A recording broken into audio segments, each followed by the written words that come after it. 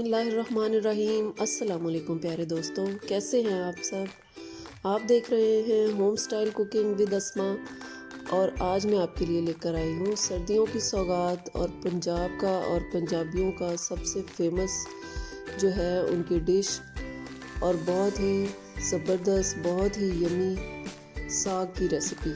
जी, साग और मकई की रोटी की रेसिपी बहुत ही मज़े का बनता है, बहुत ही टेम्पटिंग लगता है। ये सर्दियों में बहुत ही मज़े का लगता है।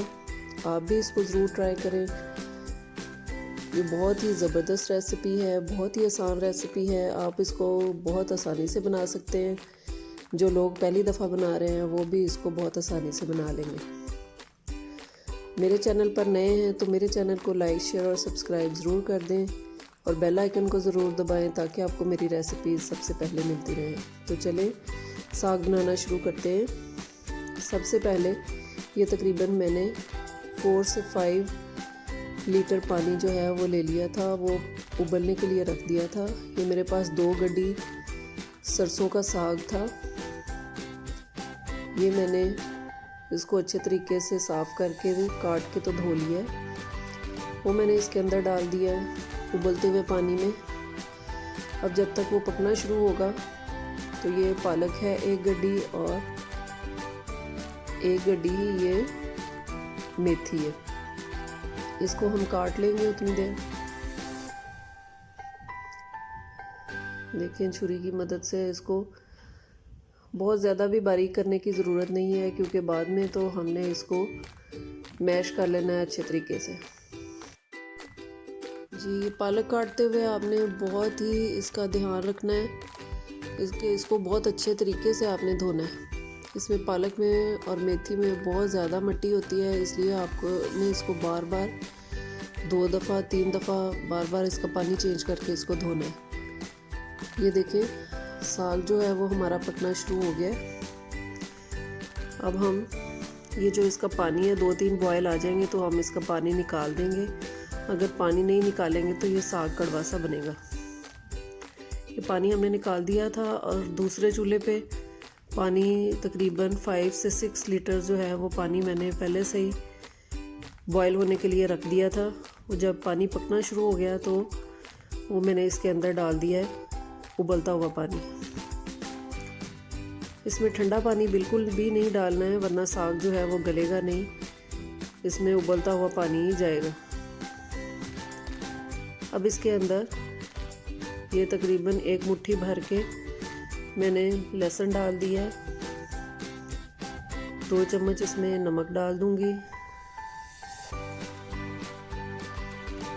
और अच्छे तरीके से इसको मिक्स कर लेंगे।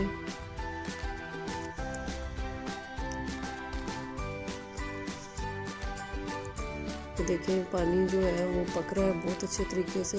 अब इसके अंदर जो हमने पालक और मेथी जो हमने काट के रखी थी उसको धो के मैंने इसके अंदर डाल दिया। सारी पालक और मेथी को अच्छे तरीके से इसके अंदर डालने के बाद इसको मिक्स कर लेंगे। जैसे ही हम इसको गर्म पानी में डालेंगे ये देखें बहुत ही जल्दी ये सॉफ्ट हो जाती है।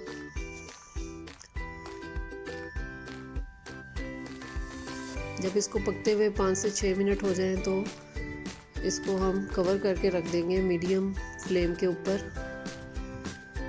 ये देखिए मीडियम फ्लेम पे हमने इसको पकने के लिए रखा था। अब तकरीबन 8 से 10 मिनट हो गए इसको पकते हुए। तो इसके अंदर ये मैंने फ्रीज़ किया हुआ था, ये बाथू है और गाजर के पत्ते हैं, यानी कि जो हम गाजर लगाते हैं तो उसके जो पत्ते होते हैं उगते हैं सॉफ्ट से, तो वो तोड़ के तो उसको अच्छे तरीके से काट के साफ़ करके तो वो इसके अंदर डाला है धो के। फिर हम इसको कवर करके रख देंगे तकरीबन 1 घंटे के लिए। ये देखिए 1 घंटे के बाद इसका पानी भी थोड़ा सा ड्राई हो गया है। इसको हम चेक कर लेंगे, एक दफ़ा से इसमें चम्मच चला देंगे और फिर से इसको हम घंटे 1.5 घंटे के लिए इसको कवर करके रख देंगे मीडियम लो फ्लेम के ऊपर। ये देखिए 1.5 घंटा हो गया इसको पकते हुए साग को। इसका पानी तकरीबन ड्राई हो गया है। बिल्कुल भी इसका पानी ड्राई नहीं करना है, इतना सा पानी होना चाहिए। अब इसको हम घोट लेंगे। आप इसको बीटर की मदद से भी घोट सकते हैं, और अम्मियों के पास जो हमारा जो देसी होता है घोटने के लिए, उससे भी घोट सकते हैं।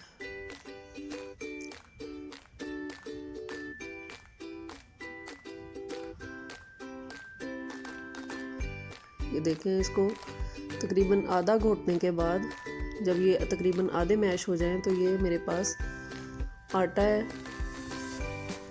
जो गंदम का आटा होता है सिंपल, वो हमने 1 कप लेना है। आधा कप मैं अभी डाल दूंगी, तो आधा कप हम इसमें इसको अच्छी तरीके से मिक्स करने के बाद फिर दोबारा डालेंगे। अगर एकदम से डाल देंगे तो इसके अंदर गुठलियाँ बन जाएंगी।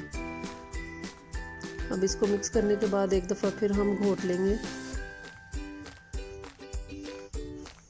ये देखिए, अच्छे तरीके से तकरीबन मिक्स हो गया। अब जो आधा कप बाकी बच गया था वो इसके अंदर अब डाल के, तो फिर इसको उसी तरीके से दोबारा घोट लेंगे, और तब तक घोटेंगे जब तक इसका जो टेक्सचर है वो उस तरह का ना हो जाए जिस तरह का हमें चाहिए। ये देखें,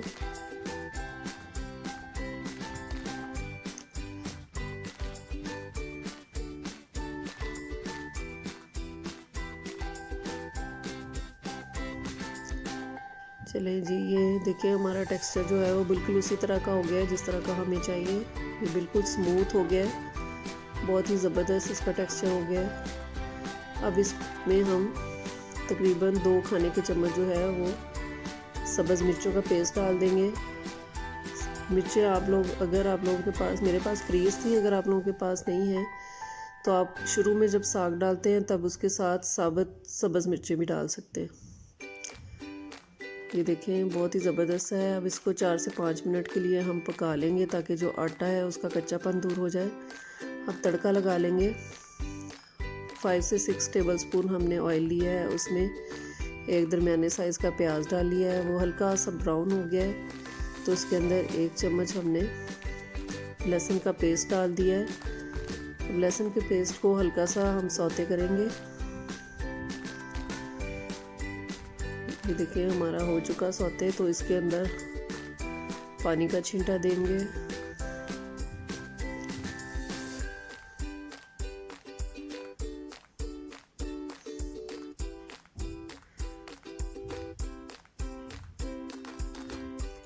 अभी मेरे पास आलू हैं तकरीबन 3 दरमियाने साइज़ के, ये मैंने इसके अंदर डाल दिए।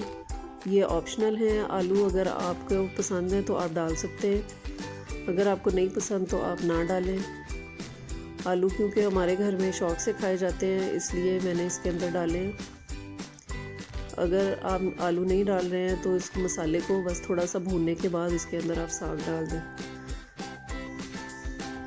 अब ये आलू के अंदर मैंने आधा कप जो है वो पानी का डाला है, और इसको हम कवर करके रख देंगे ताकि आलू गल जाएं। ये देखें, तकरीबन 10 मिनट हुए हैं और आलू हमारे अच्छे तरीके से, ये देखें, गल चुके हैं बहुत अच्छे से। अब इसके अंदर हमने जो साग पका के रखा था वो इसके अंदर सारा डाल देंगे।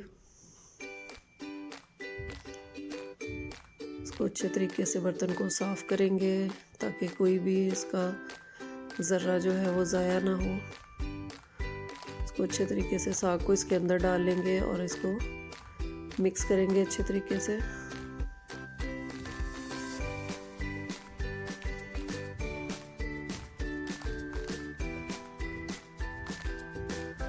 हमारे घर में ज़्यादा साग गोश्त खाया जाता है या आलू और साग खाया जाता है। अब इसके अंदर ये तकरीबन 2 टेबलस्पून अदरक का पेस्ट है वो मैंने डाल दिया है। ये 4 से 5 जो है सब्ज़ मिर्चें हैं वो मैंने डाल दी हैं खुशबू के लिए साबुत। वैसे तो इसके अंदर मैं सब्ज़ मिर्चें डाल चुकी थी। अब इसको हम बिल्कुल लो फ्लेम के ऊपर इसको कवर करके रख देंगे तकरीबन 10 मिनट्स के लिए। ये देखिए 10 मिनट्स हो चुके हैं। इसने हल्का सा घी भी छोड़ दिया है। बहुत ज़बरदस्त सा हमारा साग जो है वो बन गया। अब इसके अंदर हम सब्ज़ धनिया डाल देंगे और इसको मिक्स कर लेंगे और इसको डिश आउट करेंगे। अब हम मकई की रोटी बना लेते हैं। सबसे पहले ये 2 प्याली मेरे पास मकई का आटा है। ये येलो वाला मकई का आटा है। इसके अंदर 1 टीस्पून मैंने नमक डाला है और ये गरम पानी है। पानी आपने ज़्यादा गरम लेना है, नीम गरम नहीं लेना है, ज़्यादा गरम लेना है, लेकिन बिल्कुल भी बॉइलिंग वाटर नहीं लेना है। इस तरह का कि आपका हाथ जो है वो ना जले और आप इसको मिक्स कर लें हाथ से। ये पहले मैं हल्का सा चम्मच के साथ मिक्स करूँगी क्योंकि गर्म पानी है। अब थोड़ा थोड़ा इसके अंदर पानी डालते जाएंगे और इसको अच्छे तरीके से मिक्स करके गूंथते जाएंगे।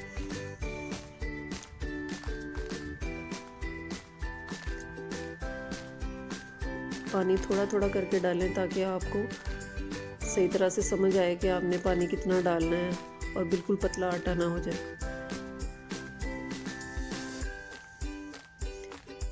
इसका आटा जो है, मकई का आटा गूंथते हुए आपने ध्यान रखना है कि आटा जो है वो बहुत ज़्यादा आपने नरम नहीं कर लेना है, थोड़ा सा हार्ड हो, क्योंकि पेड़े बनाते हुए भी हम इसको थोड़ा थोड़ा पानी का हाथ लगा के ही इसके पेड़े बनाएंगे। ये देखिए इस तरह से मैंने एक पेड़ा अलग कर लिया।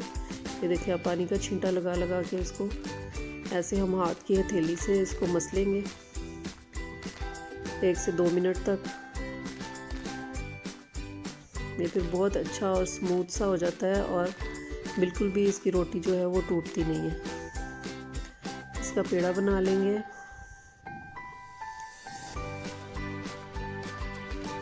अब इसको हाथों की मदद से आहिस्ता आहिस्ता हम जो है इसकी रोटी जो है वो बनाएंगे। और जो लोग हाथों से नहीं बना सकते हैं, ये मैंने आपको शॉपर के ऊपर रखने का और शॉपर के ऊपर रख के बनाने का तरीका भी आपको बता रही हूँ। ये देखें शॉपर के ऊपर हल्का सा मैंने गीला हाथ लगाया पानी का और हाथों की मदद से, ये उंगलियों की पोरों की मदद से इसको आहिस्ता आहिस्ता से हम सारी साइडों से और दरमियान से इसको थोड़ा सा फ्लैट कर लेंगे, कहीं से भी कोई मोटा ना रह जाए और पतला ना रह जाए। अब एक पैन में तकरीबन 1 से 2 टेबलस्पून हम ऑयल डाल लेंगे उसके अंदर। अब ये रोटी उसके ऊपर डालेंगे। इस रोटी को हमने बहुत हाई फ्लेम पे नहीं पकाना है, मीडियम फ्लेम के ऊपर जब ये पकना शुरू हो जाए तो इसकी जो फ्लेम है वो मीडियम लो कर देनी है, ताकि जो रोटी है वो अंदर तक पक जाए और मकई का आटा जो है वो अंदर से कच्चा ना रह जाए। ये देखिए हल्का सा कलर चेंज हुआ है तो इसकी साइड चेंज कर देंगे हम और दूसरी साइड पे भी हल्का सा ऑयल लगा देंगे।